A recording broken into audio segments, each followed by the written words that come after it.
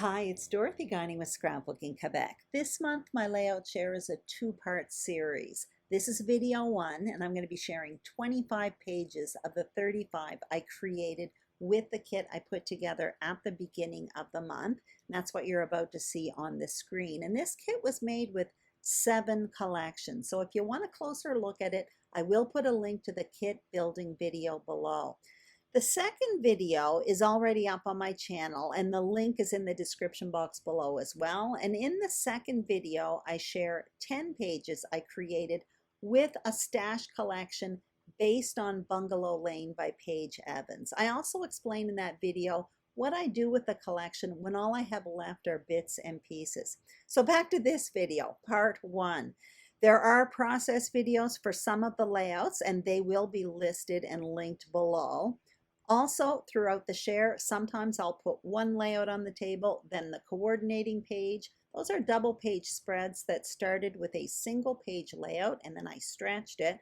A few more things. At the end of this video, there are still shots for these layouts, so you will get a second look at all of them. And finally, I covered up some of the photos. So without further ado, let's get started. In the first 8 pages I'm going to share with you were all created with Vicki Boutin's Fernwood collection. This one here I did on YouTube for the Scrapbook Nerd, so it's linked up below. Here's the coordinating page, pretty simple. A lot of vertical strips of paper, a wide strip for my photos, and one embellishment cluster.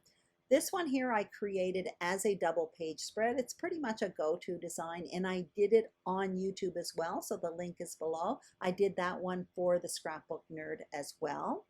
The next 2 layouts here, I created one first. This is the one you're seeing on the table right now, and then I created the coordinating page. Again, the coordinating page, super simple. A bunch of strips of coordinating paper and one photo and a little bit of embellishing. Here are the final 2 layouts. So there's one of them there. You're going to see it looks very familiar to the page that I just showed you.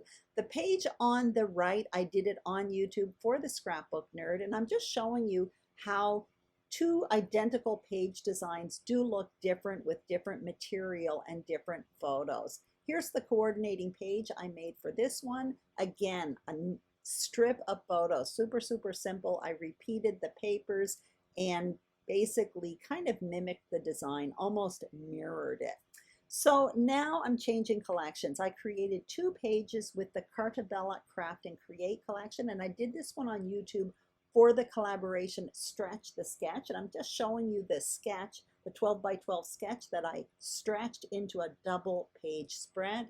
I'm changing collections again. Now I'm changing to the Simple Stories Hearth and Home collection, and with this one I created 3 pages, and this is a double page spread, and this was my practice page for the Stretch the Sketch layout that I just showed you a moment ago. In this one, I created a pocket on it, and that I created with dies that were in my kit this month to try. They were from the scrapbook.com. It's their house brand of dies, and I've never used them before. Anyway, I tried 3 different collections from these dies this month, and I'll talk about those at the end of this video. I do want to show you the other layout that I created that is identical in design, but again, it really looks different with different material, different photos, different stories. Sorry you can't see it all, but I do think you get an idea how different these layouts look, even though the designs are identical.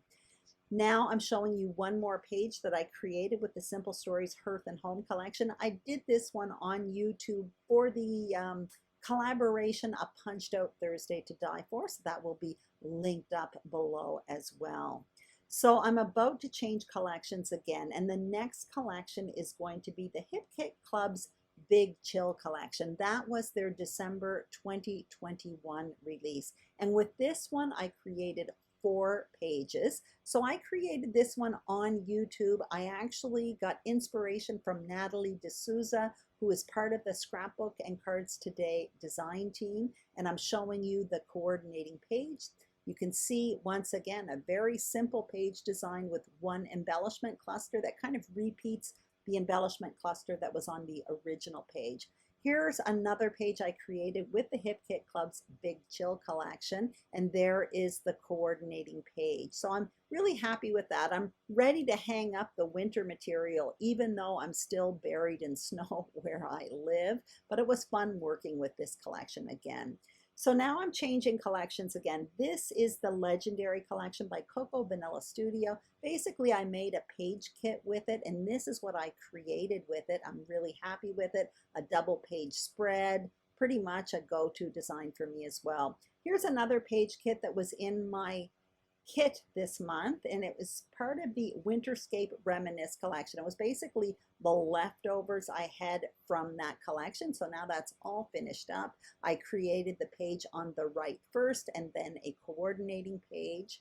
Now what I'm going to show you are the projects I created with my Scrapbooking Cards Today sampler subscription, and this was based on two different collections. One of them was the Simple Stories Happy Hearts collection, and the other one, Doodlebug Designs Lots of Love collection. So the page on the right was inspired by Natalie D'Souza on a Facebook Live, and I created the coordinating page to go with it.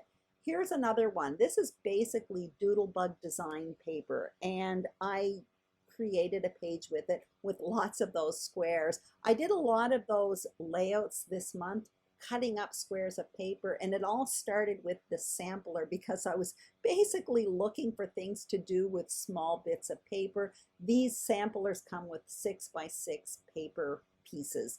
I'm showing you with the scraps I had left over. I did create 4 cards with it, and I'm showing you that inside, that's basically where I tucked the extra ephemera pieces.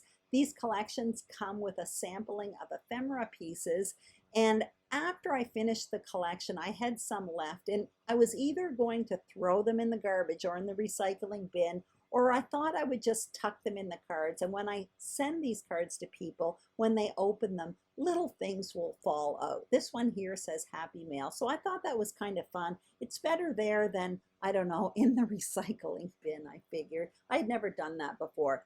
That is the stack of 10 layouts or 10 pages I'm going to show you in part 2, so be sure to tune into that.